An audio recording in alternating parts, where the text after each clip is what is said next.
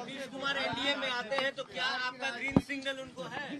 भाई देखिए, अगर मगर पे तो फिर बहुत सारे सवाल जवाब हो जाएंगे, फिर तो उसका कोई अंत ही नहीं होगा।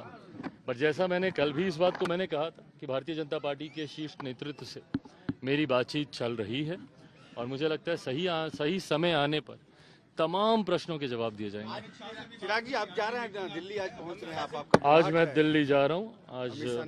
आज मैं दिल्ली जा रहा हूँ और जैसा मैंने कहा कि भाजपा के शीर्ष नेतृत्व से मेरी बातचीत चल रही है, उसी क्रम को आगे बढ़ाने के सिलसिले में आज वैसे हमको जाना था, कर्पूरी धाम हमको जाना था। जिस तरीके से कर्पूरी ठाकुर जी को देश का सर्वोच्च सम्मान दिया गया है, जो बिहार वासियों की, देशवासियों की, हम लोगों की लंबे समय से मांग थी, उम्मीद थी, वो सपना आज हम लोग का पूरा हुआ है। ऐसे में मैं चाहता था कि उनकी उस पावन धरती पर जाकर उनको मैं नमन करूं। आज कार्यक्रम था वहां का, सीतामढ़ी जाना था। मेरे लिए सौभाग्य की बात है कि अयोध्या से भगवान राम के दर्शन करके आया और मैं हमेशा कहता हूं और मैं मानता हूं कि उतना ही भव्य सीता माता का मंदिर सीतामढ़ी में भी बनना चाहिए।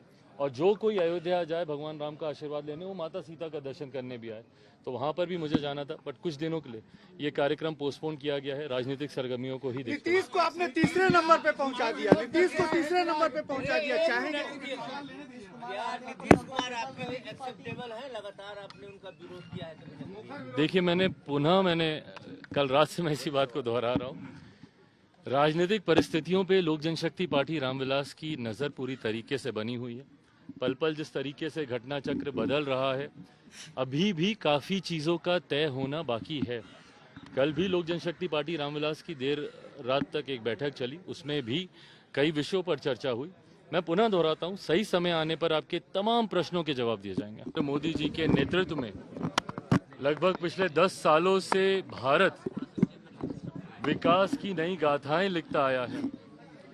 इस बात का विश्वास है कि अमृत काल के लिए जो लक्ष्य तय किए गए हैं, आने वाले 25 सालों में उन लक्ष्यों को पूरा करते हुए जब भारत आज़ादी की 100वीं वर्षगांठ मना रहा होगा, ऐसे में हम लोग एक विकसित भारत के निर्माण के लक्ष्य को हम लोग पूरा करें, जहां भारत में कोई गरीब ना हो, जहां अमीरी गरीबी का कोई भेद ना हो। इसी दिशा में हम लोग प्रयासरत हैं।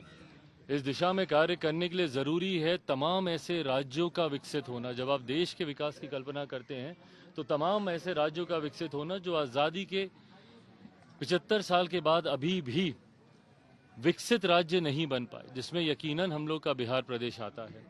बिहार के लिए कई और ऐसे विशेष लक्ष्य और उनको लेकर संकल्पित और संकल्प से सिद्धि तक उसको हम लोग पूरा कर सकें, इस दिशा में हम लोग को आगे बढ़ने की ज़रूरत है।